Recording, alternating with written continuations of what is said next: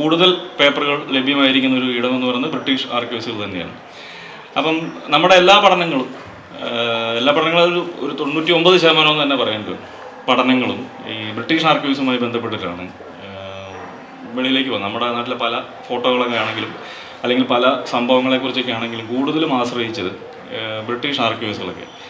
അതിൽ നിന്ന് വ്യത്യാസമായി ചില ആളുകൾ സഞ്ചരിച്ചിട്ടുണ്ട്. ജർമ്മനിയിലെ കളക്ഷനൊക്കെ ഇപ്പം സ്കറിയ സക്കറിയ സാറിനെ പോലുള്ള ആളുകളൊക്കെ ജർമ്മൻ കളക്ഷനുകളൊക്കെ പരിശോധിച്ചിട്ടുണ്ട്. അപ്പോൾ അത്തരം ഒരു പശ്ചാത്തലത്തിൽ ഒരു ചരിത്രരചനയുടെ ഈ ആർക്കൈവ്സുമായി ബന്ധപ്പെട്ട ഏത് സോഴ്സിനെയാണ് നമ്മൾ വെളിയിലേക്ക് കൊണ്ടുവരുന്നത് എന്നതുമായി ബന്ധപ്പെട്ട ഒരു ആലോചനയുടെ ഭാഗമായിട്ടായിരുന്നു ഈ ജർമ്മനിയിലെ ബെർലിനിലുള്ള പല സോഴ്സുകളൊക്കെ ഉപയോഗിക്കും. ഒരു ഇഗോൺ എന്ന് പറഞ്ഞൊരു ആന്ത്രോപോളജിസ്റ്റ് നമ്മുടെ നാട്ടിൽ വരികയും അങ്ങനെ അദ്ദേഹം കുറേയധികം ഫോട്ടോകൾ 1500ഓളം ഫോട്ടോകൾ തന്നെയാണ് അദ്ദേഹം എടുത്തിരിക്കുന്നത്. നമ്മുടെ മലബാർ പ്രദേശത്താണ് അദ്ദേഹം വയനാടിനെ ഒരു കേസായിട്ട് എടുക്കുന്നു.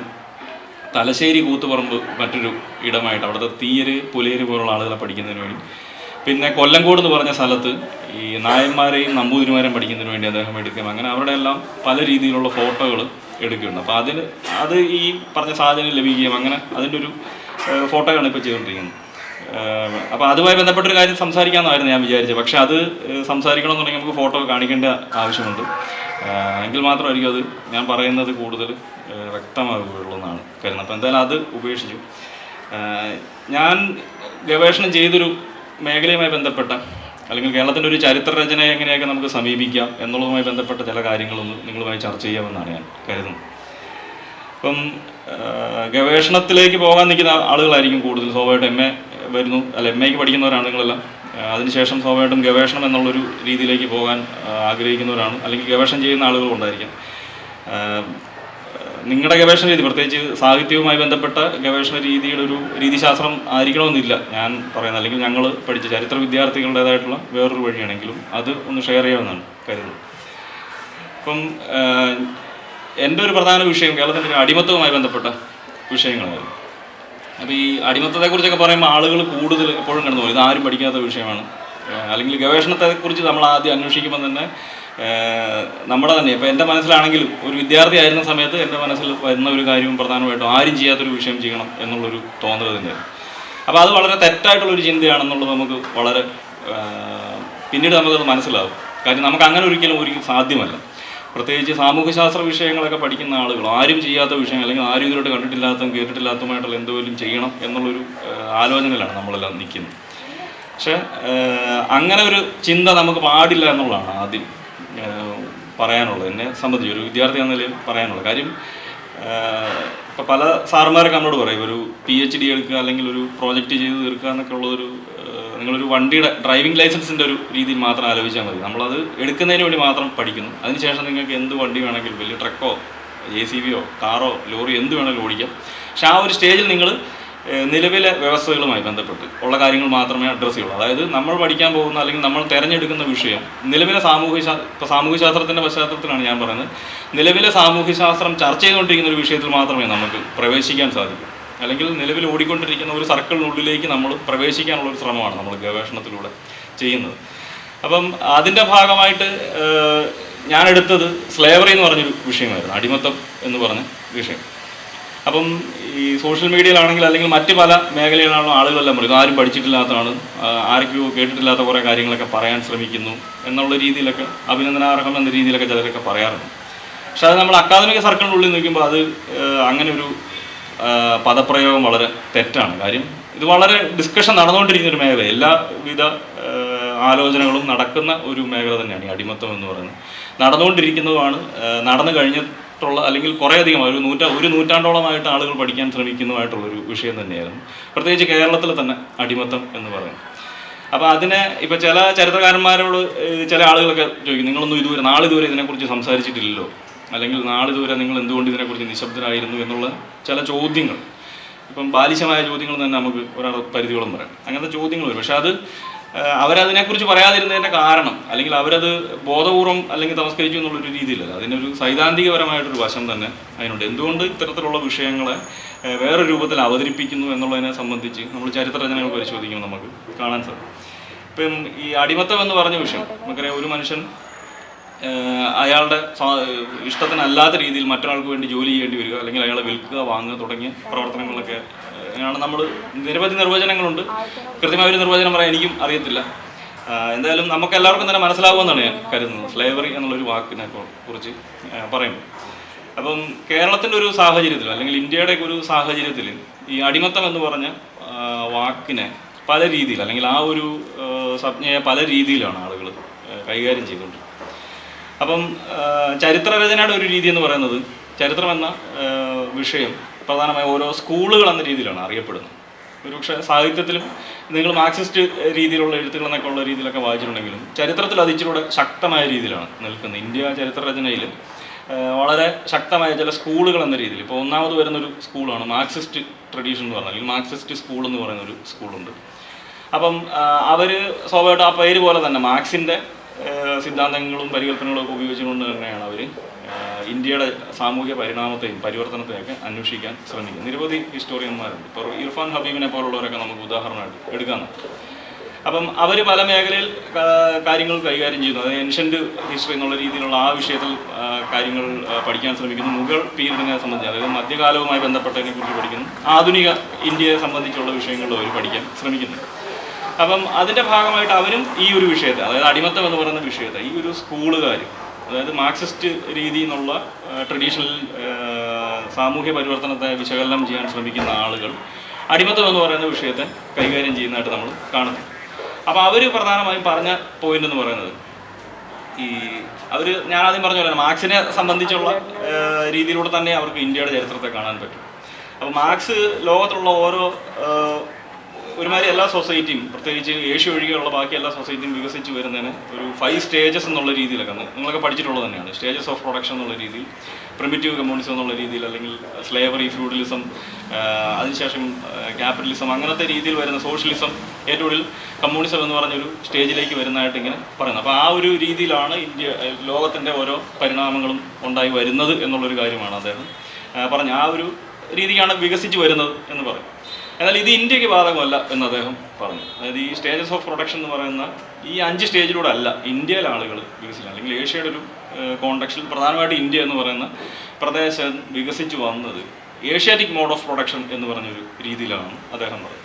അതായത് ബാക്കി എല്ലായിടത്തും പല സ്റ്റേജ്, അതായത് മനുഷ്യൻ ആദ്യം വേട്ടയാടി മരങ്ങളിൽ നിന്നും വൃക്ഷങ്ങളിൽ നിന്നുമൊക്കെ പറിച്ച് തിന്ന് ജീവിച്ചു കൊണ്ടിരുന്ന ഒരു സ്റ്റേജായിരുന്നു. അതിനുശേഷം അവിടുന്ന് പിന്നെ ആളുകൾ സംഘടിച്ചു, അതിനുശേഷം ഫ്യൂഡലിസം എന്നൊരു രീതിയിലേക്ക് മാറിയിരുന്നു. അങ്ങനത്തെ രീതിയിലാണ് പരിണമിച്ച് വന്നതെന്നാണ് അദ്ദേഹം പറഞ്ഞതെങ്കിൽ ഇന്ത്യയുടെ ഒരു സാഹചര്യത്തിൽ അങ്ങനെയൊന്നുമില്ല. അത് സ്റ്റേജസ് എന്നുള്ള രീതിയിൽ വികസിച്ചാണ് പോകുന്നത്. പക്ഷേ ഇന്ത്യയുടെ പാരലായിട്ട് പോവുകയാണ്. അതായത് ഒരു ആൾ ജനിക്കുന്നു, അയാളുടെ എന്ത് തൊഴിലാണോ ചെയ്യുന്നത് അത് തന്നെ ചെയ്ത് മരണപ്പെടുന്നു. അങ്ങനെ യാതൊരു മാറ്റവും ഇല്ലാതെ നിൽക്കുന്ന ഒരു സിസ്റ്റമാണ് എന്നുള്ളതാണ് അദ്ദേഹം ഇന്ത്യയെ സംബന്ധിച്ച് പറഞ്ഞത്. കാസ്റ്റിൻ്റെ ഒരു പ്രധാന കോണ്ടക്സ്റ്റിലാണ് പറയുന്നത്. ഈ ജാതിയുമായി ബന്ധപ്പെട്ട നിലനിൽക്കുന്ന കാരണം, അതായത് ഒരു തൊഴിൽ ചെയ്തുകൊണ്ടിരിക്കുന്ന ആൾക്ക് നൂറ്റാണ്ടുകളായിട്ട് ആ തൊഴിൽ തന്നെ ചെയ്യേണ്ടി വരുന്നു. അതിൽ നിന്ന് ഒരു മോചനം സാധ്യമല്ല. അപ്പോൾ ആ ഒരു രീതിയാണ് ഏഷ്യാറ്റിക് മോഡ് ഓഫ് പ്രൊഡക്ഷൻ ഒക്കെ ഉള്ള രീതിയിൽ അദ്ദേഹം പറയുന്നത്. ഇപ്പോൾ ക്യാപിറ്റൽ എന്ന് പറഞ്ഞാൽ അതിൻ്റെ 2ാമത്തെ വോളിയത്തിലേക്കാണ് കൂടുതലായിട്ട് ഏഷ്യാറ്റിക് മോഡ് ഓഫ് പ്രൊഡക്ഷനെ കുറിച്ചൊക്കെ, ഒന്നാണ് 2ആണെന്ന് കൃത്യം ഓർമ്മയില്ല, അതിലൊക്കെയാണ് അദ്ദേഹം കൂടുതലായിട്ട് ഇതിനെക്കുറിച്ച് പറയുന്നത്. പിന്നെ അല്ല, ഇന്ത്യയെക്കുറിച്ചുള്ള പല എഴുത്തുകളുണ്ട്, പല ആ സമയങ്ങളിലെ പ്രസിദ്ധീകരണങ്ങളിൽ അദ്ദേഹം എഴുതുന്നത് നമ്മൾ കാണുന്നു. അപ്പോൾ എന്തായാലും ഇന്ത്യക്ക് ഇതൊന്നും ബാധകമല്ലെന്നും, അപ്പോൾ ഇന്ത്യയിലെ ആളുകൾ ജനിക്കുകയും മരിക്കുകയും ചെയ്യുന്ന ഒരു പ്രത്യേക രീതിയിൽ തന്നെ ജീവിക്കുന്നു. ഒരു അടഞ്ഞ സൊസൈറ്റി, ക്ലോസ്ഡ് സൊസൈറ്റി എന്നുള്ളൊരു ടേമൊക്കെയാണ് അവർ ഉപയോഗിക്കുന്നത്. അപ്പോൾ അതുകൊണ്ട് ഒരു മാറ്റമേ സാധ്യമല്ല എന്നുള്ളൊരു കാര്യം പറഞ്ഞു. അതുകൊണ്ട് മാറ്റങ്ങളുള്ള സ്ഥലത്താണ് ഒരാൾ അടിമയാകുന്നതും ഒരാൾ ഉടമയായി മാറുന്നതും ഒക്കെ ഒരുതരം പ്രത്യേക രീതിയിലുള്ള മാറ്റങ്ങൾ ഉള്ള സാഹചര്യത്തിലാണെന്നാണ് മാർക്സിൻ്റെ ഒരു സിദ്ധാന്തം പറഞ്ഞത്. അപ്പോൾ അതിനെ പിൻപറ്റി വന്ന മാർക്സിസ്റ്റ് ഹിസ്റ്റോറിയന്മാർക്കിടയിൽ പ്രധാനമായിട്ട് 2 ഡിസ്കഷനുകൾ വികസിച്ച് വരുന്നു. ഒരു കൂട്ടം ആളുകൾ പറഞ്ഞു, ഇങ്ങനെ മാർക്സ് പറഞ്ഞെങ്കിൽ ഇവിടെ ഫ്യൂഡലിസം പോലുള്ള കാര്യങ്ങളൊക്കെ നമുക്ക് കാണാൻ സാധിക്കുന്നുണ്ട്, അതുകൊണ്ട് അതിനെ നമുക്ക് പരിഷ്കരിക്കേണ്ടതാണ്. ഈ മാർക്സ് പറഞ്ഞ ആ ഒരു ഏഷ്യാറ്റിക് മോഡ് ഓഫ് പ്രൊഡക്ഷൻ എന്ന് പറഞ്ഞത് അത്രത്തോളം ശരിയായി വരത്തില്ല. ചരിത്ര പശ്ചാത്തലങ്ങളൊക്കെ, കാര്യം മാർക്സ് ഇന്ത്യയിലൊക്കെ ഒന്നും വരാതെയും ഇന്ത്യയെക്കുറിച്ച് ബ്രിട്ടീഷുകാരായിട്ടുള്ള ആളുകൾ എഴുതിയ ലേഖനങ്ങളും പുസ്തകങ്ങളും ഒക്കെ വായിച്ച് തെറ്റിപ്പോയതാണ് മാർക്സിന് എന്നുള്ളൊരു ആലോചനയൊക്കെ അവർ മുൻപോട്ട് വെച്ച്, അതായത് മാർക്സിനെ ശരിയാക്കാനുള്ളൊരു ശ്രമങ്ങൾ നടത്തിയിട്ട് ഫ്യൂഡലിസം പോലുള്ള ഉണ്ടെന്നൊക്കെ ഉള്ള R.S. ശർമ്മേനെ പോലുള്ള ആളുകളൊക്കെ പറയുന്നു. അതുമായി ബന്ധപ്പെട്ട് സോഷ്യൽ സയൻറ്റിസ്റ്റിനകത്തും EPWനകത്തും ഒക്കെ വലിയ ഡിസ്കഷനുകളൊക്കെ നടക്കുന്നൊക്കെ ഉണ്ട്, ഒരു 70-80കളിലൊക്കെ. അപ്പോൾ അങ്ങനെ ഒരു കൂട്ടം ആളുകൾ പറയുമെങ്കിലും വേറൊരു വിഭാഗം മാർക്സിസ്റ്റുകാരായിട്ടുള്ള ആളുകൾ പറഞ്ഞു അങ്ങനെയൊന്നുമല്ല, തെറ്റിപ്പോയിട്ടൊന്നുമില്ല. പ്രത്യേകിച്ച് കേരളത്തിൻ്റെ ഒരു സാഹചര്യത്തിൽ നിന്നിട്ട് അവർ പറയുന്നു, ഇങ്ങനെ നിങ്ങൾക്ക് കേരളത്തിൻ്റെ ഒരു ചരിത്രം പറയുന്ന സാഹചര്യത്തിൽ അടിമത്തം എന്ന് പറഞ്ഞ വാക്കൊന്നും ഉപയോഗിക്കാൻ പറ്റത്തില്ല.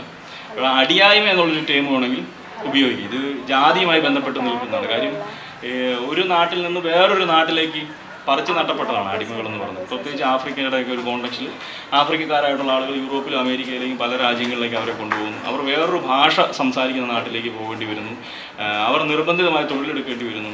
അവർക്ക് യാതൊരു ആനുകൂല്യങ്ങളോ അവകാശങ്ങളോ ഒന്നും തന്നെ ഇല്ലാതെ ഫുൾ ടൈം അവർ പണിയെടുത്ത് ജീവിക്കുന്ന ആളുകളാണ്.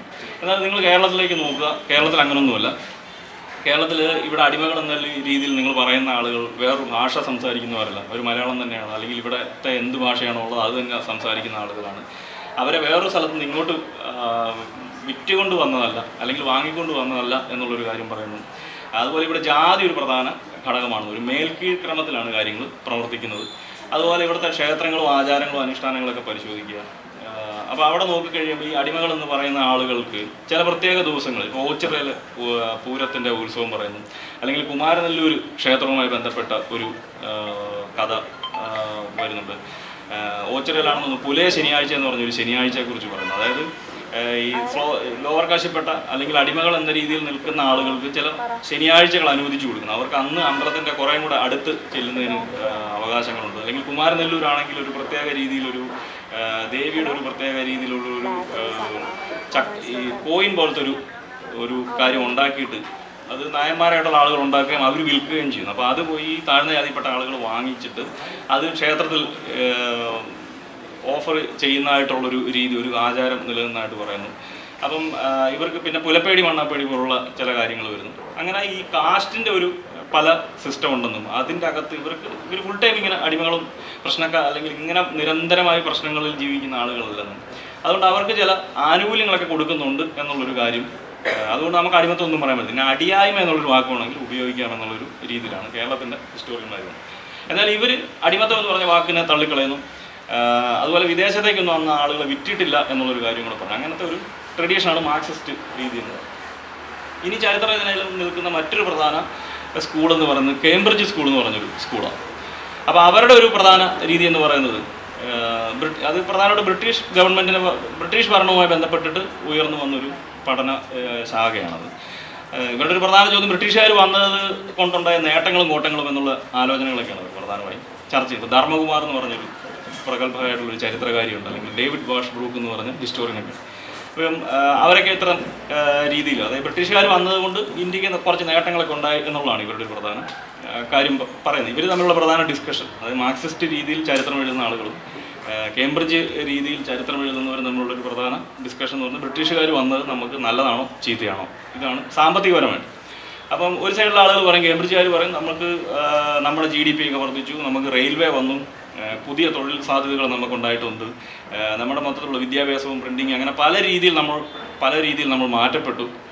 ഇതെല്ലാം ബ്രിട്ടീഷുകാരുടെ വരവിൻ്റെ ഭാഗമായിട്ടുണ്ടായതാണ്. കാര്യം അവർ നമ്മളെ ചൂഷണം ചെയ്തെങ്കിലും നമുക്ക് കുറേയധികം നേട്ടങ്ങൾ ഇവരുണ്ടാക്കി തന്നിട്ടുണ്ട്. റെയിൽവേ പോലുള്ളതിനാണ് ഇവർ പ്രധാനമായിട്ടും ഉദാഹരണം പറയും.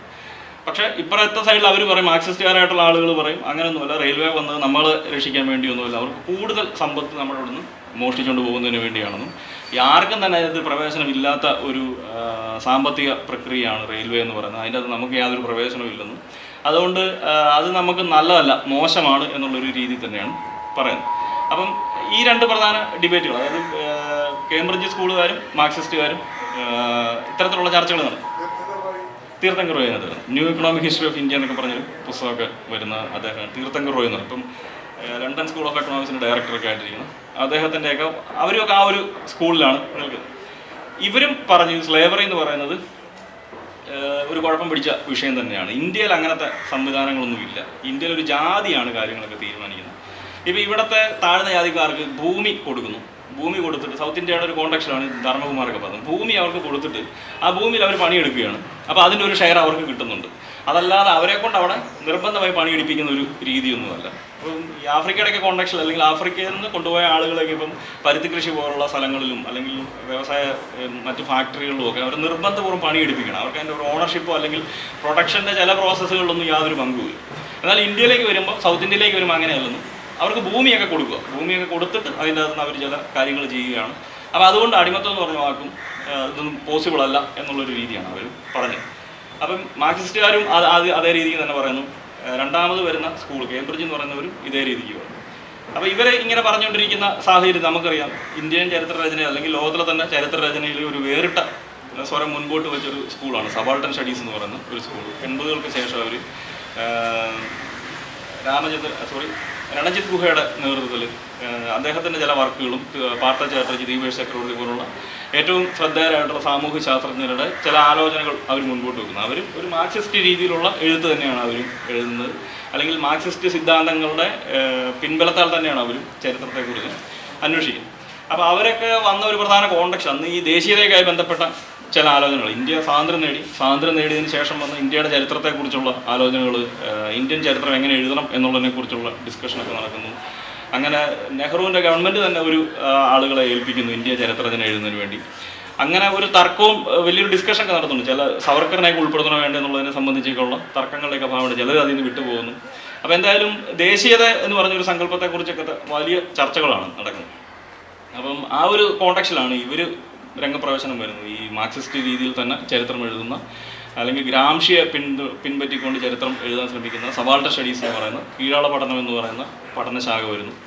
അവർ ചോദിച്ചു, നിങ്ങൾ ആരെക്കുറിച്ച് ഈ സംസാരിച്ചുകൊണ്ടിരിക്കും? ഇന്ത്യൻ ദേശീയതയെക്കുറിച്ചൊക്കെ പറയുമ്പം ഈ ദേശീയ പ്രസ്ഥാനങ്ങളും ദേശീയത എന്നൊക്കെ പറഞ്ഞ് നിങ്ങൾ ഏത് മനുഷ്യരുടെ ഏത് വിഭാഗത്തിൻ്റെ ദേശീയതയെക്കുറിച്ച് ഈ സംസാരിക്കുന്നത്?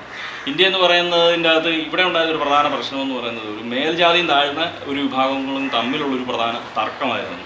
അതല്ലാതെ ഇത് ഒരിക്കലും എല്ലാവരും ഒരുമിച്ച് നിന്നുകൊണ്ട് ബ്രിട്ടീഷ് ഭരണത്തിനെതിരായിട്ട് യാതൊന്നും തന്നെ ചെയ്തിട്ടില്ലെന്നും ഇവിടുത്തെ ഒരു ഏറ്റവും താഴെത്തട്ടിൽ നിൽക്കുന്ന വിഭാഗം ആളുകളുടെ ഒരു പ്രതിസന്ധിയും അവർ മുകളിലെ തട്ടിൽ നിൽക്കുന്ന ആളുകളുമായി നേരിട്ട ഒരു തർക്കവുമാണ് പ്രധാനമായും നമ്മൾ ചർച്ച ചെയ്യേണ്ടത് എന്നുള്ള രീതിക്കുള്ള ചില കാര്യങ്ങൾ അവർ വെക്കുന്നു. പിന്നെ അതുപോലെ തന്നെ അന്ന് വരെ ഇന്ത്യയുടെ ചരിത്രത്തിൽ അങ്ങനെ അന്വേഷിച്ചിട്ടില്ലാത്ത പല മേഖലകളിലും അവർ കടന്നു കയറുന്നു. ഗാന്ധിയെക്കുറിച്ച് ഉള്ള വ്യത്യസ്തമായിട്ടുള്ള രീതിയിലുള്ള കാര്യങ്ങൾ വരുന്നു. അല്ലെങ്കിൽ അന്ന് വരെ വലിയ നേതാക്കന്മാരെന്ന രീതിയിൽ ആളുകൾ ആഘോഷിച്ചിരുന്ന ഇപ്പം നവോത്ഥാനം എന്നുള്ള രീതിയിലൊക്കെ പറഞ്ഞ രാജാറാം മോഹൻ റോയിനെയും ആ പീരീഡിൽ വരുന്ന എല്ലാവിധ നവോത്ഥാന പ്രസ്ഥാനങ്ങളെയും വളരെ ക്രിട്ടിക്കലായിട്ട് ഇവർ വായിക്കാൻ ശ്രമിക്കുന്നു. അതെല്ലാം സ്വജാതിക്കുള്ളിൽ കറങ്ങിക്കൊണ്ടിരിക്കുന്ന ചില പ്രവർത്തനങ്ങളാണെന്നും അതല്ലാതെ ഇത് മൊത്തം സമൂഹത്തെ പരിഷ്കരിക്കുന്ന ഒന്നും തന്നെ അവർ ചെയ്തിട്ടില്ല എന്നുള്ള ആലോചനകളൊക്കെ വെക്കുന്നു. അങ്ങനെ പല രീതിയിലുള്ള പഠനങ്ങളാണ് അവർ പ്രധാനമായും അന്വേഷിക്കുന്നത്. ഇപ്പം നമ്മുടെ തന്നെ നാട്ടിലൊരു പ്രധാന ആലോചന അല്ലെങ്കിൽ ചില സങ്കല്പം എന്ന് പറയുന്നത് സബാൾട്ടൻ സ്റ്റഡീസ് എന്ന് പറയുന്നത് ഇവിടുത്തെ ഒരു ലോവർ കാസ്റ്റിനെ കുറിച്ച് പഠിക്കുന്ന എന്തോ ഒരു പഠനശാഖയാണ് എന്നുള്ളതാണ് നമ്മുടെ കൂടുതൽ ആളുകളുടെ ഒരു ചിന്ത എന്നത്. പക്ഷെ അത് അങ്ങനെയല്ല എന്നുള്ള ഏറ്റവും നല്ല ഉദാഹരണം കേരളത്തിനെ പരിശോധിക്കുന്നതാണ്. ഇപ്പം കേരളത്തിൽ നിന്ന് 2 പഠനങ്ങളാണ് പ്രധാനമായിട്ട് സബാൾട്ടൻ സ്റ്റഡീസിനകത്ത് ഉൾപ്പെട്ടിരിക്കുന്നത്. അതിലൊന്നെന്ന് പറയുന്നത് പ്രവീണ കോടത്ത് എന്ന് പറഞ്ഞൊരു സ്കോളറിൻ്റെ കേരളത്തിലെ നായർ സ്ത്രീകളെ കുറിച്ചുള്ള പഠനമാണ് ഒന്ന്. രണ്ടെന്ന് പറഞ്ഞ MT അൻസാരിയുടെ പഠനമാണ്. അദ്ദേഹം ഈ വില്യം ലോഗൻ്റെയൊക്കെ വർക്കാണ് പ്രധാനമായിട്ടും നോക്കുന്നത്. അതുമായി ബന്ധപ്പെട്ട് ബ്രിട്ടീഷുകാരുടെ ഒരു പീരീഡിൽ അവരെങ്ങനെയാണ് ഈ മുസ്ലിം കമ്മ്യൂണിറ്റിനെ എങ്ങനെയൊക്കെയാണ് അവർ കണ്ടത് എന്നുള്ളതിനെയാണ് അദ്ദേഹം അന്വേഷിക്കുന്നത്. അപ്പോൾ അത് തന്നെ നമുക്കറിയാം, ഈ നായന്മാരായിട്ടുള്ള നായർ സ്ത്രീകൾ കീഴാളരാണോ എന്നുള്ളൊരു ചോദ്യം നമ്മുടെ ഒരു പൊതുസമൂഹം ഒരിക്കലും അംഗീകരിക്കുക, അല്ലെങ്കിൽ മുസ്ലിങ്ങളും കീഴാളരാണോ എന്നുള്ളൊരു ചോദ്യം കീഴാള പഠനങ്ങൾ എന്ന് പറയുമ്പോഴത്തേനും ഈ 2 കമ്മ്യൂണിറ്റിയെക്കുറിച്ചാണ് ആകെപ്പാടെ കീഴാള പഠനങ്ങൾക്ക് അത് വന്നിരിക്കുന്നത്. പക്ഷേ നമ്മുടെ ഒരു പൊതുബോധം എന്ന് പറയുന്നത് കീഴാള പഠനങ്ങൾ എന്ന് പറഞ്ഞാൽ ഇവിടുത്തെ ദളിതരെയും പട്ടികജാതിക്കാരെ കുറിച്ചൊക്കെ പഠിക്കുന്ന എന്തോ ഒരു പഠന പദ്ധതിയാണ് എന്നുള്ളൊരു ആലോചന. അപ്പോൾ ഇവിടെ കീഴാളരെന്ന് പറയുന്നത് സ്വാഭാവികമായിട്ടും അതാരും ആകാം, അത് ബ്രാഹ്മണനും ആകാം, താഴ്ന്ന ജാതിയിൽപ്പെട്ട ആളുകളും ആരും ആകാം. അവരെ ചരിത്രരചനയിൽ ഉൾപ്പെടുത്താത്ത അല്ലെങ്കിൽ ചരിത്രരചനയിൽ അന്നോളം അവരെ ആരും ശ്രദ്ധിച്ചിട്ടില്ലെങ്കിൽ അവരെല്ലാം തന്നെ അല്ലെങ്കിൽ അവരുടെ എല്ലാം ചരിത്രങ്ങൾ കീഴാള ചരിത്രങ്ങളാണ് എന്നുള്ളതാണ് അവരുടെ ഒരു രീതി. അപ്പോൾ എന്തായാലും ഈ കീഴാള പഠനങ്ങൾ ശ്രദ്ധേയമായിട്ടുള്ള പല കാര്യങ്ങൾ ചെയ്തെങ്കിലും ഇവരും സ്ലേവറി എന്ന് പറഞ്ഞ വിഷയത്തിൽ വേറൊരു പോയിന്റാണ് അവർ എത്തിച്ചേർന്നത്. അപ്പോൾ അവരുടെ ഒരു പ്രധാന പണ്ഡിതനായിട്ട് വരുന്നത് ഗ്യാൻ പ്രകാശ് എന്ന് പറയുന്നൊരു സ്കോളറാണ്. അപ്പോൾ ഇന്ദിരാണി ചാറ്റർജിയെ പോലുള്ള ആളുകൾ വേറൊരു കോണ്ടക്സ്റ്റിൽ സ്ലേവറിയെക്കുറിച്ചൊക്കെ എഴുതുന്നുണ്ട് സബാൾട്ടൻ സ്റ്റഡീസിൻ്റെ ഒരു വോളിയത്തിൽ. അപ്പോൾ ഗ്യാൻ പ്രകാശിൻ്റെ ഒരു അന്വേഷണം ഇവർ പ്രധാനമായിട്ട് ഈ സബാൾട്ടൻ സ്റ്റഡീസുകാർ പ്രധാനമായിട്ടും പഠിക്കാൻ ശ്രമിക്കുന്നത് ഈ ആർക്കൈവ്സുകളെ വെച്ചുകൊണ്ടാണ് പഠിക്കുന്നത്. ഈ വ്യത്യസ്ത രീതിയിലുള്ള ആർക്കൈവ്സുകൾ അതിനെ ക്രിട്ടിക്കലായിട്ട് വായിക്കുക എന്നുള്ളതാണ് അവരുടെ ഒരു പ്രധാന പഠന രീതി എന്ന് പറയുന്നത്. ഇപ്പം ഈ മലയാളത്തിലൊക്കെ വന്നിട്ടുള്ളതാണ് DC ബുക്സ് പ്രസിദ്ധീകരിച്ചൊരു ഒരു ഏറ്റവും നല്ല രസകരമായിട്ടുള്ള അല്ലെങ്കിൽ നമ്മളെല്ലാം വായിച്ചിരിക്കേണ്ടതായിട്ടുള്ള ഒന്നുണ്ട്, കീഴാള പഠനങ്ങൾ എന്ന് പറഞ്ഞ് DC ബുക്സ് ഇറക്കുന്നത്. അതിൻ്റെ അകത്തൊരു ഗാന്ധി ആസ് എ മഹാത്മാ എന്നും പറഞ്ഞുകൊണ്ട് ഒരു വർക്കുണ്ട്, അതിൻ്റെ ഒരു ട്രാൻസ്ലേഷൻ ഉണ്ട്. അപ്പോൾ അത് ഗാന്ധിജിയെക്കുറിച്ച് ഒരു നാട്ടിൽ ഗോരഖ്പൂർ എന്ന് പറയുന്ന ഒരു നാട്ടിൽ വന്ന കഥകൾ എന്തെല്ലാമാണ്, പത്രത്തിൽ വന്ന വാർത്തകൾ മാത്രം വെച്ചുകൊണ്ടാണ് ഷാഹിദ് അമീൻ എന്ന് പറഞ്ഞൊരു സ്കോളർ ഒരു ലേഖനം ചെയ്തിരിക്കുന്നത്.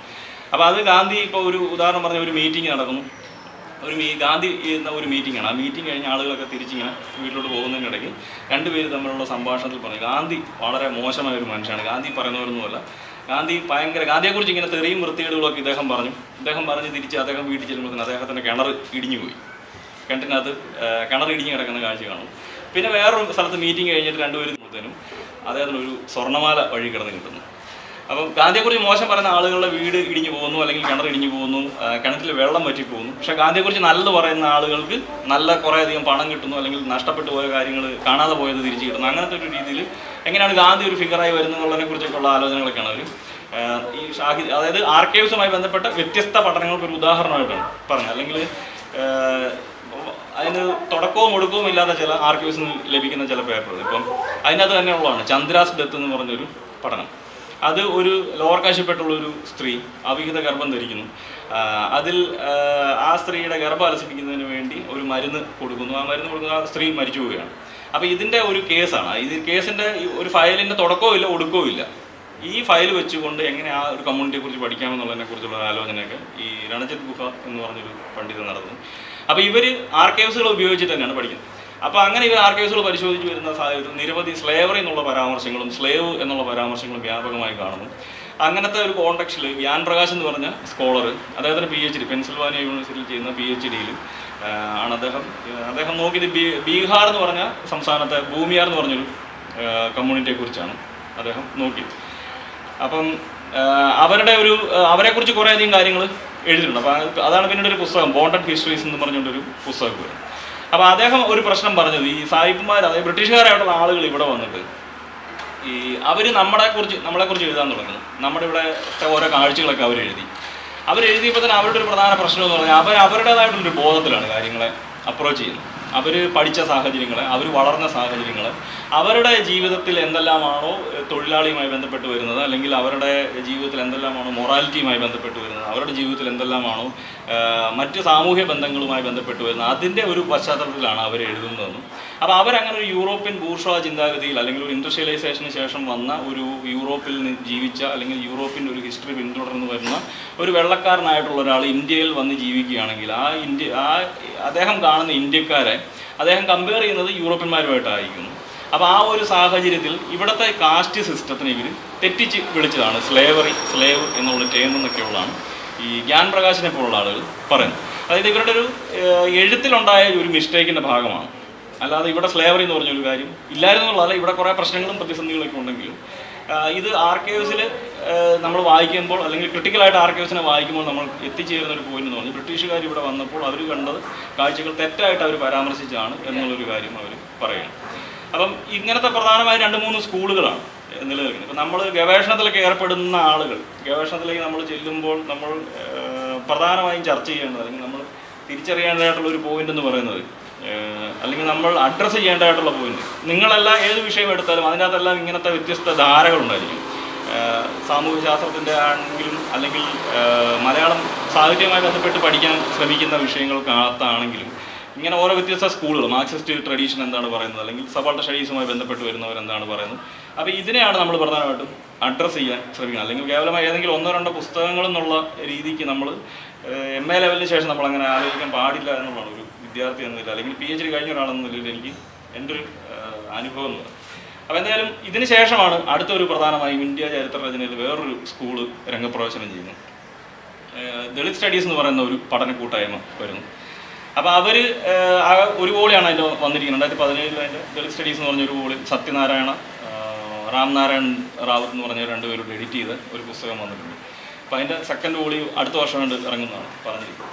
അപ്പം അതിൽ അവർ പ്രധാനമായിട്ടും അന്വേഷിച്ചു, അതായത് ഈ കുറേ പേര് കുറേ കാര്യങ്ങൾ അന്വേഷിക്കുന്നു, അതിനെ വിമർശിച്ചുകൊണ്ട് അടുത്ത ഒരു സ്കൂൾ വരുന്നു, അതിനെ വിമർശിച്ചുകൊണ്ട് അടുത്തൊരു സ്കൂൾ വരുന്നു. അപ്പോൾ ഈ രീതിക്ക് തന്നെയാണ് ദളിത് സ്റ്റഡീസ് എന്ന് പറയുന്നത്. ഇത് ഒരു പരിപൂർണമായി ശരിയായിട്ടുള്ളൊരു സ്കൂളല്ല. നിലവിലെ പഠനങ്ങളെ വിമർശിച്ചുകൊണ്ട് അടുത്തതായി വികസിച്ചു വന്ന, അല്ലെങ്കിൽ സമീപ സമയങ്ങളിലായി കേരളത്തിൻ്റെ, അല്ലെങ്കിൽ ഇന്ത്യയുടെ ഒരു സാമൂഹ്യ ശാസ്ത്ര മേഖലയിൽ വികസിച്ചു വന്നൊരു പ്രധാന സ്കൂളാണ് ദളിത് സ്റ്റഡീസ് എന്ന് പറയുന്നത്. അപ്പോൾ ഇവരുടെ ഒരു പ്രധാന സങ്കല്പം എന്ന് പറയുന്നത് ഹ്യൂമൻ ഡിഗ്നിറ്റി എന്ന് പറഞ്ഞൊരു സങ്കല്പത്തിനെ വെച്ചിട്ടാണ് ഇവർ കാര്യങ്ങളെ പരിശോധിക്കുന്നത്. മനുഷ്യൻ്റെ അന്തസ്സ് വളരെ പ്രധാനപ്പെട്ടതാണ്. ആ അന്തസ്സിനെ വെച്ചുകൊണ്ടാണ് മനുഷ്യൻ്റെ ഒരു ജീവിതക്രമവും ജീവിതവും എല്ലാം നിലനിൽക്കുന്നതെന്നും, അതുകൊണ്ട് അതിനെ കേന്ദ്രത്തിൽ നിർത്തിക്കൊണ്ട് വേണം നിങ്ങൾ കാര്യങ്ങൾ ആലോചിക്കാൻ. അതുപോലെ മനുഷ്യൻ്റെ മാനസികപരമായിട്ടുള്ള പരിവർത്തനങ്ങളും വളരെ പ്രധാനമാണ് എന്നുള്ളൊരു കാര്യവും ഇവർ പറയാം. അങ്ങനെ ചില പഠനങ്ങൾ ഇപ്പം നമ്മളൊക്കെ ഉദാഹരണമായിട്ട് പറയാൻ സാധിക്കും. നമ്മുടെ NG യൂണിവേഴ്സിറ്റിയിൽ നിന്ന് റിട്ടയർഡ് ആയിരിക്കുന്ന ഡോക്ടർ സനൽ മോഹൻ സാറിൻ്റെ വർക്ക് മോഡേണിറ്റി ഓഫ് സ്ലേവറി എന്ന് പറഞ്ഞ വർക്ക്, അതൊക്കെ ആ ഒരു കോണ്ടക്സ്റ്റിൽ വരുന്നതാണ്. ഇത്തരത്തിലുള്ള ഒരു ഇന്നർ ട്രാൻസ്ഫോർമേഷനുമൊക്കെ ബന്ധപ്പെട്ട് വരുന്ന ചില ആലോചനകളൊക്കെ മുൻപോട്ട് വരും. അപ്പോൾ എന്തായാലും ഈ സ്കൂളുകാർ ഒരു പരിധിയോളം തന്നെ ഈ സ്ലേവറിയെ സംബന്ധിച്ചുള്ള ചില ആലോചനകൾ മുൻപോട്ട് വെക്കുകയാണ്.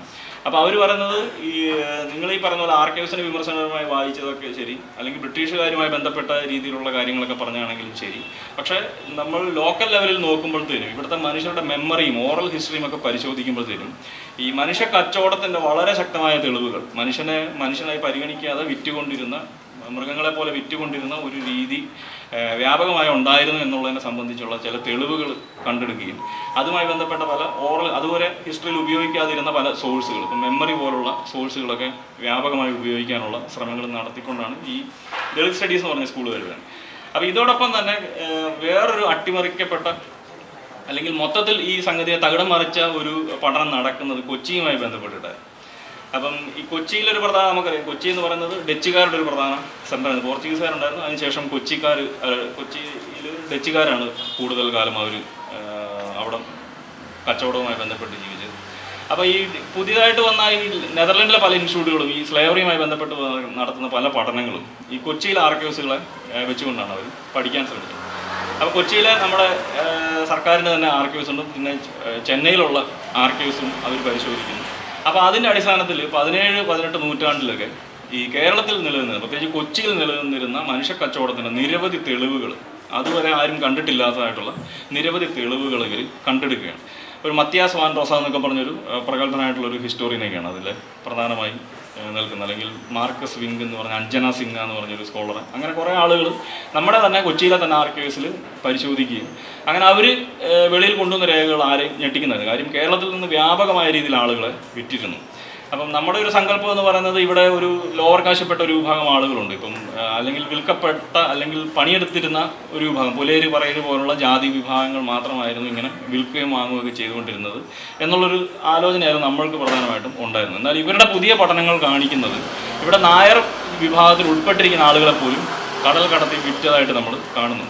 പല ജാതിയിൽപ്പെട്ട ആളുകൾ, അതായത് മനുഷ്യൻ എന്നുള്ളൊരു വർഗത്തിന് ഒരു വരികയാണ്. അതായത് ജാതി എന്നുള്ളതിൻ്റെ അപ്പുറമായിട്ട് ഏതൊരു മനുഷ്യനെ പിടിച്ച് നമുക്ക് അടിമയാക്കാം എന്നുള്ളത്, അല്ലെങ്കിൽ വിൽക്കാൻ സാധിക്കും എന്നുള്ളൊരു രീതിയിലേക്ക് കാര്യങ്ങൾ വരുന്നു. അങ്ങനെ കൊച്ചിയിൽ നിന്ന് ഒത്തിരി ആളുകളെ പ്രധാനമായിട്ടും സൗത്ത് ആഫ്രിക്കയിലേക്കാണ് അയക്കുന്നത്, കേപ്പ് ടൗണിലേക്കൊക്കെയാണ് ഒത്തിരി ആളുകളെ അയച്ചിരിക്കുന്നത്, മൗറീഷ്യസിലേക്ക് അയക്കുന്നു. അപ്പം മൗറീഷ്യസിലേക്ക് ധാരാളമായി അയക്കപ്പെട്ടതിൻ്റെ ഭാഗമായിട്ട് മൗറീഷ്യസിൽ ഒരു സ്ഥലത്തിൻ്റെ പേര് തന്നെ മലബാർ ടൗൺ എന്നാണ് അറിയപ്പെടുന്നത്. ഇന്നും അങ്ങനെ തന്നെയാണ് അറിയപ്പെടുന്നത്. കാര്യം അവിടെ മലബാറിൽ നിന്ന് പോയ അടിമകൾ കണ്ടമാനം താമസിച്ചിരുന്ന ഒരു പ്രദേശമായതുകൊണ്ടാണ് മലബാർ ടൗൺ എന്ന് പറയുന്നത്. അല്ലെങ്കിൽ സൗത്ത് ആഫ്രിക്കയിലൊക്കെ ചെന്നിട്ട് ഒളിച്ചോടിപ്പോയ പല അടിമകളെക്കുറിച്ചുള്ള തെളിവുകളൊക്കെ നമുക്ക് കിട്ടുന്നത്. അതായത് കൊച്ചിയിൽ നിന്നൊക്കെ പോയ അല്ലെങ്കിൽ കേരളത്തിൽ നിന്നൊക്കെ പോയ പല ആളുകളെക്കുറിച്ച് വരുന്നു.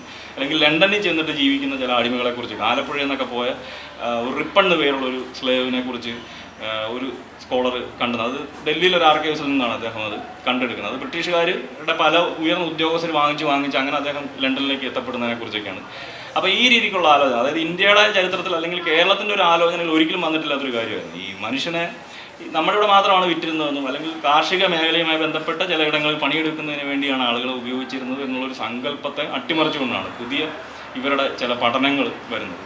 അപ്പോൾ അതിൻ്റെ ഭാഗമായി നിരവധി തെളിവുകൾ വെളിയിലേക്ക് വിടുകയാണ്. ഈ ആർക്കൈവ്സിൽ നിന്ന് ഇവർ കണ്ടെത്തിയത് ട്രാൻസ്ലേറ്റ് ചെയ്തു അല്ലെങ്കിൽ ഇംഗ്ലീഷിലേക്ക് പരിഭാഷപ്പെടുത്തിയൊക്കെ തന്നെയാണ് കൂടുതൽ പുസ്തകങ്ങളും വരുന്നത്. പിന്നെ അതിൻ്റെ ഭാഗമായിട്ട് തന്നെ ഇപ്പോൾ വലിയൊരു പ്രോജക്റ്റ് തന്നെയാണ് നടക്കുന്നത്. ഒരു KCHR എന്ന് പറഞ്ഞ ഒരു ഇൻസ്റ്റിറ്റ്യൂട്ട് നമുക്കറിയാം, കേരള സർക്കാരിൻ്റെ. അപ്പോൾ അവരും ഈ ലൈഡൻ യൂണിവേഴ്സിറ്റിയുമായിട്ട് ഒരു പുതിയ പ്രോജക്റ്റ് എന്ന് പറഞ്ഞ ഒരു രീതിയിൽ അവർ നിർമ്മിക്കുകയും അതിൻ്റെ ഭാഗമായി എല്ലാ വർഷങ്ങളും വേണ്ട 5-10 കുട്ടികളെ MA പഠിക്കുന്നതിന് വേണ്ടി കൊണ്ടുപോകുന്നുണ്ട്. ഈ വർഷം അവർ വിളിച്ചിട്ടുണ്ട്. ഇപ്പോൾ കഴിഞ്ഞ 2 വർഷമായിട്ട് ഇത് നടന്നുകൊണ്ടിരിക്കുകയാണ്. അപ്പം കാര്യം ഇവിടുത്തെ ആർക്കൈവ്സുകളൊക്കെ വായിക്കുന്നതിന് വേണ്ടിയാണ്. നമ്മുടെ ഇവിടുത്തെ കുറേയധികം കുട്ടികളെയും അവിടുത്തെ കുറേ കുട്ടികളും കൂടിയിട്ട് വലിയൊരു പ്രോജക്റ്റായിട്ടാണ് അവർ ഇനിയും അടുത്ത കൊല്ലമൊക്കെ അവർ വിളിക്കുന്നത്. എന്തായാലും ഞാൻ പറയാൻ ശ്രമിച്ചൊരു കാര്യം എന്ന് പറയുന്നത്, ഈ അടിമത്തം എന്ന് പറയുന്ന ഒരു വിഷയത്തിന്, അല്ലെങ്കിൽ നമ്മൾ ഏത് വിഷയം എടുത്താലും അതിനകത്തല്ല നിങ്ങൾ വ്യത്യസ്ത സ്കൂളുകൾ കണ്ടിരിക്കും. അവരെല്ലാം ഇതിനെക്കുറിച്ച് പഠിക്കാൻ ശ്രമിച്ചിട്ടുണ്ട്. അപ്പോൾ ഇതിൻ്റെ ഉള്ളിൽ നമ്മൾക്ക് ചില പൊസിഷനുകൾ നമുക്ക് എടുക്കേണ്ടി വരികയാണ്, എന്തെങ്കിലും രീതിയിലുള്ള, അല്ലെങ്കിൽ അതൊരു പക്ഷേ രാഷ്ട്രീയപരമായിട്ടുള്ള രീതിയിൽ, അല്ലെങ്കിൽ നമ്മുടെ വായനയുടെ ഭാഗമായി നമ്മൾ ചില മാറ്റങ്ങളിലേക്ക് എത്തപ്പെടുന്നതിൻ്റെ ഭാഗമായി നമുക്ക് ഈ ചരിത്രരചനാ രീതികളിൽ ഏതെങ്കിലും തരമുള്ളൊരു പൊസിഷനുകൾ, ഇപ്പം മനുഷ്യനെ സംബന്ധിച്ച് ഇപ്പം നിലവിൽ വന്നിരിക്കുന്ന, അല്ലെങ്കിൽ ഏറ്റവും ലേറ്റസ്റ്റ് ആയിട്ട് വന്നിരിക്കുന്ന ഒരു ട്രെൻഡിനെ നമ്മൾ പരിശോധിക്കുമ്പോഴത്തേനും അവിടെ ഒരു ഹ്യൂമൻ ഡിഗ്നിറ്റി എന്ന് പറഞ്ഞൊരു സങ്കല്പം, മനുഷ്യൻ്റെ അന്തസ്സും മനുഷ്യൻ്റെ ഒരു ചിന്തയും ഒക്കെ വളരെ പ്രധാനപ്പെട്ടതാണ് എന്നുള്ളൊരു ആലോചന ചരിത്രത്തിൽ നമുക്കും പ്രയോഗിക്കാൻ സാധിക്കും. അല്ലെങ്കിൽ ഇന്ത്യയുടെ അല്ലെങ്കിൽ കേരളത്തിൻ്റെ ഒരു ചരിത്രത്തെക്കുറിച്ചുള്ള ആലോചനകളിൽ ഈ ഒരു സങ്കല്പം വളരെ പ്രധാനപ്പെട്ടതാണെന്ന് ഇതുവരെ നമ്മൾ ചരിത്രത്തെക്കുറിച്ച് വായിച്ചതിന് അപ്പുറമായിട്ടുള്ള ചില കാര്യങ്ങൾ, ഇത്തരത്തിലുള്ള സങ്കല്പങ്ങൾ കേന്ദ്ര സ്ഥാനത്ത് നിർത്തിക്കൊണ്ട് നമ്മൾ പറഞ്ഞു കഴിഞ്ഞാൽ നമുക്ക് കൂടുതലായിട്ട് അല്ലെങ്കിൽ നമുക്ക് കൂടുതൽ മനസ്സിലാക്കാൻ സാധിക്കും എന്നുള്ളത് ഒരു യാഥാർത്ഥ്യമാണ്. അപ്പോൾ ഈ ചരിത്രത്തെ സംബന്ധിച്ച് ഇപ്പം പല രീതിയിലും പല ആളുകൾ ശരി തെറ്റ് എന്നുള്ളൊരു അന്വേഷിക്കുക, അല്ലെങ്കിൽ ഒരു രാത്രിയും പകലും പോലെ എന്തെങ്കിലും ഒരു കാര്യത്തെ നമ്മൾ കണ്ടെത്തുക എന്നുള്ളതല്ല ചരിത്ര രചന അല്ലെങ്കിൽ ചരിത്രം എന്നുള്ളത്. അത് പലപ്പോഴും ഒരു ഇൻ്റർപ്രിട്ടേഷൻ എന്നുള്ളതാണ് ചരിത്രത്തിൻ്റെ ഒരു പ്രധാന കാര്യം.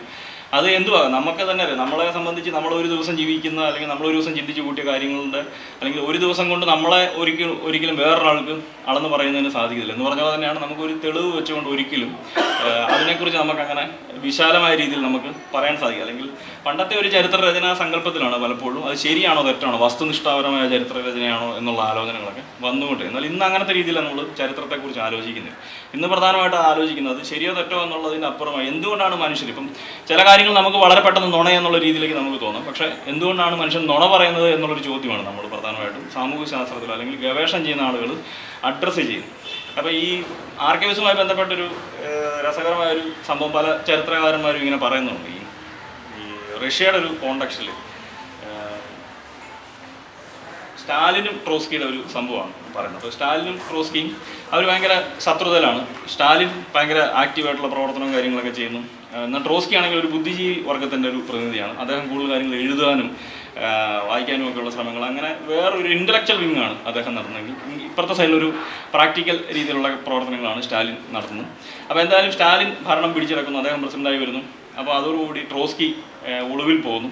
അപ്പോൾ ഒളിവിൽ പോയ സാഹചര്യത്തിൽ ആളുകൾ, അപ്പം ഇദ്ദേഹം പ്രസിഡൻ്റായ സാഹചര്യത്തിൽ ഒത്തിരി അഭിനന്ദന സന്ദേശങ്ങൾ ഇങ്ങനെ വന്നുകൊണ്ടിരിക്കുക, റഷ്യയിലേക്ക് ഇങ്ങനെ വന്നുകൊണ്ടിരിക്കുന്നു. പല രാജ്യങ്ങളിൽ നിന്നും, റഷ്യക്കുള്ളിൽ നിന്നും, അല്ലെങ്കിൽ പല സ്ഥലങ്ങളിൽ നിന്നും, യുവസാധാരണ പല ഭാഗത്തു നിന്നും, ഇന്ത്യയിൽ നിന്നും എല്ലാം ഇങ്ങനെ അഭിനന്ദന സന്ദേശങ്ങൾ അദ്ദേഹത്തിന് ഇങ്ങനെ എത്തിക്കൊണ്ടിരിക്കുക. അപ്പോൾ അത് സോർട്ട് ചെയ്ത് വായിക്കുന്നതിന് വേണ്ടി തന്നെ കുറേയധികം ഉദ്യോഗസ്ഥർ ഇങ്ങനെ നിൽക്കുകയാണ്, ജോലി ചെയ്തുകൊണ്ടിരിക്കുക. അപ്പോൾ അങ്ങനെ വായിച്ച് വരുന്നതിൻ്റെ ഇടയ്ക്ക് ട്രോസ്കിയുടെ ഒരു എഴുത്ത്, ഒരു തപാൽ സന്ദേശം, ഒരു കമ്പി സന്ദേശം ഇങ്ങനെ കിട്ടുകയാണ്. അത് വളരെ ഷോർട്ടാണുള്ള വരികൾ. അപ്പോൾ ഇത് കേട്ടപ്പോൾ ഉടനെ ഞെട്ടി, എല്ലാവരും ഞെട്ടി. ട്രോസ്കി ഒളിവിൽ പോയിരിക്കുകയാണ്. ട്രോസ്കി പറഞ്ഞു കഴിഞ്ഞാൽ പിന്നെ അതിൻ്റെ അപ്പുറം ഒന്നുമില്ല. ട്രോസ്കി ഈ ഭരണത്തെക്കുറിച്ച് എന്താണ് പറയുന്നത് എന്നുള്ളത് വളരെ ആകാംക്ഷയോടുകൂടിയാണ് സ്റ്റാലിനും, അല്ലെങ്കിൽ അന്നത്തെ ഈ സ്റ്റാലിനെ പിന്തുണച്ച് നിൽക്കുന്ന എല്ലാവരും പ്രതീക്ഷയോടെ നിൽക്കുക. അപ്പോൾ എന്തായാലും ഈ മെസ്സേജ് കിട്ടി. അദ്ദേഹം അവിടെ ചെന്ന് നോക്കിക്കഴിഞ്ഞപ്പോഴത്തേനും ഒറ്റ വരിയുള്ളൂ, Stalin you are the president, I salute you. ഒറ്റ വരിയിലാണ് എഴുതിയത്, കുത്തോ കോമ അങ്ങനത്തെ കാര്യങ്ങളൊന്നും തന്നെ ഇല്ല. അപ്പോൾ ഇത് കണ്ടപ്പോൾ ഓക്കെ, കുഴപ്പമൊന്നുമില്ല, Stalin you are the president, I salute U എന്നുള്ളൊരു കാര്യം പറഞ്ഞു. അപ്പോൾ ഈ ഒരു സാധനം ഒരു അമേരിക്കക്കാരനായിട്ടുള്ളൊരു ജേർണലിസ്റ്റ് അവിടെ ഉണ്ടായിരുന്നു. അപ്പോൾ ഈ ജേർണലിസ്റ്റ് ഈ ഒരു ഒറ്റ വരിക്കകത്ത് 2 ചോദ്യവും ക്വസ്റ്റ്യൻ മാർക്കും 2 കോമയൊക്കെ ഇട്ട് അതിൻ്റെ ടോണൊന്ന് മാറ്റി. Stalin you are the president, I salute U എന്നുള്ള രീതിയിൽ ഒരു ചോദ്യം രൂപത്തിലേക്ക് അതിനെ മാറ്റി. സ്റ്റാലിൻ നിങ്ങളാണോ പ്രസിഡന്റ്, ഞാൻ നിങ്ങളെ സല്യൂട്ട് അടിക്കണോ എന്നുള്ള രീതിയിലേക്ക് മാറ്റി. ആദ്യം വന്ന് സ്റ്റാലിൻ നിങ്ങളാണ് പ്രസിഡന്റ്, സല്യൂട്ട് അടിക്കുന്നു എന്ന് പറയുന്നതിന് സല്യൂട്ട് അടിക്കണോ എന്നുള്ള രീതിയിലേക്ക്, അത് ഇംഗ്ലീഷ് വരുമ്പോഴത്തേനും അതിൻ്റെ ടോൺ മാറ്റി നമ്മൾ പറയുമ്പോഴത്തേനും വേറൊരു ഹിസ്റ്ററിയായി മാറുക. ഇത് തന്നെയാണ് ഹിസ്റ്ററിയെക്കുറിച്ചും പറയുന്നത്. അതായത് നിങ്ങൾക്ക് ഒരു സാധനം കിട്ടി, അതിനെ നിങ്ങൾക്ക് സ്റ്റാലിനെ സപ്പോർട്ട് ചെയ്യുന്ന മെസ്സേജാക്കി മാറ്റാം. അതുപോലെ തന്നെ നിങ്ങൾക്ക് ആ ഒരു വരിയെ നിങ്ങൾക്ക് സ്റ്റാലിനെതിരായിട്ടുള്ള വരിയും ആക്കി മാറ്റി. ഇതാണ് ഹിസ്റ്ററിയുടെ ഒരു ബേസ് എന്ന് പറയുന്നത്. അല്ലെങ്കിൽ ആർക്കൈവ്സിൻ്റെ ഒരു പ്രധാന കാര്യം എന്ന് പറയുന്നത് ഈ ഒറ്റ വരിയിലൂടെയാണ് ആളുകൾ, എൻ്റെ ഒരു ഫിലോസഫി എന്നുള്ള രീതിയിലാണ് പറയുന്നത് ആർക്കൈവ്സുകളുമായി. അപ്പോൾ ഈ ആർക്കൈവ്സുകളെ ഇങ്ങനത്തെ ഒരു പ്രശ്നമുണ്ട് എന്നുള്ള രീതിയിലാണ് പുതിയൊരു ചരിത്രരചനയുടെ അല്ലെങ്കിൽ പുതിയൊരു അന്വേഷണത്തിൻ്റെ ഭാഗമായിട്ടാണ്. ആർക്കൈവ്സുകളൊന്നും പരിശോധിച്ചിട്ട് കാര്യമൊന്നുമില്ല. നമ്മൾ ആർക്കൈവ്സുകൾക്കുള്ളിൽ പെട്ടിരിക്കുന്നത്, ആർക്കൈവ്സ് എന്ന് പറഞ്ഞു കഴിഞ്ഞാൽ കുറേയധികം ഭരണകൂടവുമായി ബന്ധപ്പെട്ട പേപ്പറുകളുടെ വലിയ ശേഖരമാണ് ഇരിക്കുന്നത്. ഭരണകൂടത്തിൻ്റെ അനുകൂലമായ തീരുമാനങ്ങൾ എടുത്തതിൻ്റെ, അല്ലെങ്കിൽ ഭരണകൂടം എന്താണ് അവർക്കെതിരായിട്ട് പ്രവർത്തിച്ച ഒരു രേഖ പോലും അവരവിടെ സൂക്ഷിച്ച് വെക്കുന്നില്ലെന്നും, അല്ലെങ്കിൽ നിങ്ങളൊരു കർഷക കലാപത്തെക്കുറിച്ച് പഠിക്കുകയാണെങ്കിൽ കർഷക കലാപത്തിൽ പങ്കെടുത്ത ആളുകളുടെ ഒരു റെപ്രസെൻറ്റേഷനും നിങ്ങൾക്ക് ആർക്കൈവ്സിന് കിട്ടുന്നില്ല എന്നൊക്കെ പറഞ്ഞുകൊണ്ട് അതിനെ ഉപേക്ഷിക്കണം, അല്ലെങ്കിൽ അതിൻ്റെ അകത്ത് നിങ്ങൾക്ക് ഹിസ്റ്ററി ഒന്നും എഴുതാൻ പറ്റത്തില്ല എന്ന് പറയുന്ന ഒരു ചരിത്ര രീതി പുതിയതായിട്ട് വരുന്നുണ്ട്. അവരാണ് അൺആർക്കിയോഡ് ഹിസ്റ്ററീസ് എന്നുള്ളൊരു രീതിയിലേക്ക് വരുന്നത്. അപ്പോൾ അവർ മുൻപോട്ട് വെക്കുന്ന ഒരു അന്വേഷണം അത് ഇവരുടെ അല്ലാതെ ഫൂക്കോ ദെറീദ പോലുള്ള ആളുകളൊക്കെ ഇത്തരത്തിലുള്ളൊരു ഹിസ്റ്ററിയെ സംബന്ധിച്ച് ആർക്കൈവ്സിനെ സംബന്ധിച്ചുള്ള പല വിമർശനങ്ങൾ മുൻപോട്ട് വെച്ചിട്ടുണ്ട്. അതിനെ പിൻപറ്റിക്കൊണ്ടാണ് അൺആർക്കിയോഡ് ഹിസ്റ്ററീസ് പോലുള്ളതൊക്കെ എമേർജ് ചെയ്ത് വന്നിരിക്കും. അപ്പോൾ അതിലവർ പറയുന്നൊരു കാര്യം, നിങ്ങളൊരു വിഷയത്തെക്കുറിച്ച് പഠിക്കാൻ പോവുകയാണെങ്കിൽ ആർക്കൈവ്സിലേക്ക് പോകാതെ ആ വിഷയം നടന്ന ഫീൽഡിലേക്ക് പോവുക. അതുപോലെ തന്നെ അവിടെ നിന്ന് ലഭിക്കുന്ന വിവരങ്ങൾ പല രീതിയിലാകും. ഇപ്പം നമ്മുടെ ഒരു കോണ്ടക്സ്റ്റിൽ, ഇപ്പോൾ കേരളത്തിൻ്റെ ഒരു കോണ്ടക്സ്റ്റിൽ പറഞ്ഞു കഴിഞ്ഞാൽ ഇപ്പോൾ അതുമായി ബന്ധപ്പെട്ട പല സുവനീറുകളെ, നോട്ടീസുകളെ, ഡയറി കുറിപ്പുകളെ, ഫാമിലി ഹിസ്റ്ററീസുകളെ, അല്ലെങ്കിൽ മിനിറ്റ്സ് റിപ്പോർട്ടുകളെ, അതായത് വളരെ പ്രസക്തമല്ലെന്നും ആധികാരികമായിട്ടുള്ള ആളുകൾ എഴുതിയിട്ട് ആധികാരികത ഉള്ള മനുഷ്യരല്ല എഴുതിയിരിക്കുന്നതെന്ന് തുടങ്ങുന്ന പല തെളിവുകളും നമ്മൾ ഉപയോഗിക്കണമെന്നും അത്തരത്തിലുള്ള രേഖകളിലൂടെയാണ് പുതിയൊരു ഹിസ്റ്ററി സാധ്യമാകുന്നതെന്നാണ് അൺആർക്കൈവ്ഡ് ഹിസ്റ്ററീസ് പോലുള്ള ആളുകൾ പറയുന്നത്. അപ്പോൾ ഇതോടൊപ്പം തന്നെ നമുക്ക് മെമ്മറീസും അല്ലെങ്കിൽ ഓറൽ ഹിസ്റ്ററിയുമായി ബന്ധപ്പെട്ട് വരുന്ന പല രീതികൾ, പാട്ടുകളാകാം, മിത്തുകളാകാം, എന്തുവാകും, അതിനെല്ലാം നമുക്ക് ഉപയോഗിച്ചുകൊണ്ട് നമ്മൾ മനുഷ്യരുടെ ഒരു ജീവിതത്തെയാണ് നമ്മൾ പറയുന്നത്. ജീവിതത്തിൻ്റെ ചില നിമിഷങ്ങളെ നമ്മൾ അടയാളപ്പെടുത്താൻ, അല്ലെങ്കിൽ ജീവിതത്തിൻ്റെ ചില നിമിഷങ്ങളെ നമ്മൾ പറയാനുള്ളൊരു ശ്രമം എന്നുള്ള രീതിക്കാണ് നമ്മൾ ഇന്ന് ഹിസ്റ്ററിയെ നമ്മൾ കണ്ടുകൊണ്ടിരിക്കും. അപ്പോൾ അതിൻ്റെ ഭാഗമായിട്ട് കേരളത്തിൻ്റെ ഒരു ഹിസ്റ്ററി നമ്മൾ പരിശോധിക്കുമ്പോൾ പല രീതിയിലുള്ള മാറ്റങ്ങൾ വരുന്നതായിട്ട് നമ്മൾ കാണുന്നുണ്ട്. ആദ്യ സമയങ്ങളിൽ എന്തെങ്കിലും കമ്മ്യൂണിസ്റ്റ് മൂവ്മെൻറ്റുമായി ബന്ധപ്പെട്ട ചില പദ്ധതികളും അവരുടെ ചില സമരങ്ങളും മാത്രമാണ് അന്വേഷിച്ചെങ്കിൽ, അല്ലെങ്കിൽ പ്ലാന്റേഷൻ സെക്ടറുകൾ പോലുള്ള വലിയ ക്യാപിറ്റൽ മുതൽ മുടക്കുകൾ നടത്തിയ ഇടങ്ങളെക്കുറിച്ചൊക്കെയാണ് അന്വേഷിച്ചിരുന്നതെങ്കിൽ ഇന്ന് കുറേയധികം കാര്യങ്ങളൊക്കെ മാറിയിരിക്കും. പുതിയതായിട്ട് ഇപ്പോൾ പ്ലാന്റേഷൻ സെക്ടറിലേക്ക് ഇപ്പോൾ ജയശീലൻ രാജ് എന്നൊക്കെ പറഞ്ഞ പുതിയ പണ്ഡിതരുടെയൊക്കെ പഠനങ്ങളൊക്കെ വരുമ്പോഴത്തേക്കും അവരൊക്കെ അത്തരം ലയങ്ങളിലൊക്കെ ജീവിച്ചു വന്ന മനുഷ്യരൊക്കെയാണ്.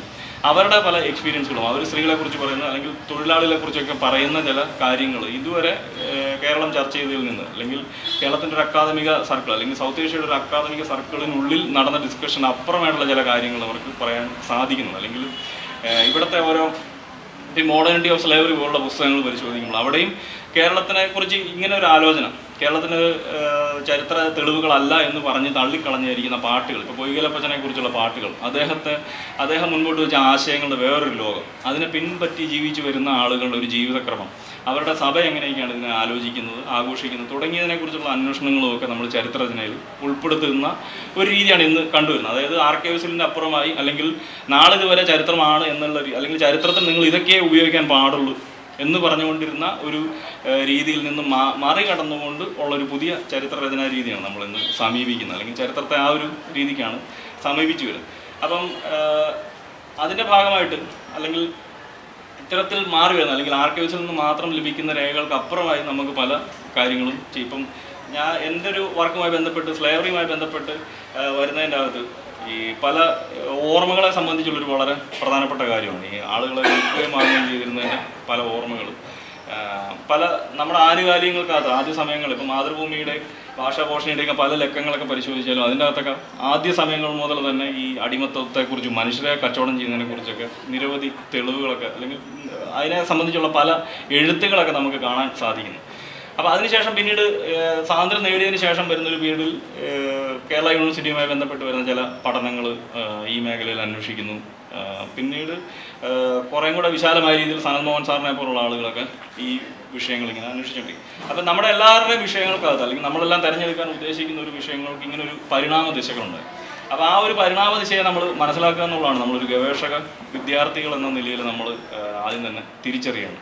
അപ്പോൾ ആ ഒരു പരിണാമത്തിനെ നമ്മൾ അടയാളപ്പെടുത്തുക, അല്ലെങ്കിൽ ഞാൻ ആദ്യം പറഞ്ഞ പോലെ നമ്മളെല്ലാം ഒരു സങ്കല്പം പ്രധാനമായിട്ട് കിടക്കുന്ന, ആരും ചെയ്യാത്ത, ആരും അറിഞ്ഞിട്ടില്ലാത്ത, ആരും തൊട്ടിട്ടില്ലാത്തൊരു ടോപ്പിക്ക് ചെയ്യണം എന്നുള്ളൊരു ആഗ്രഹവുമായിട്ടാണ് നമ്മൾ ആദ്യം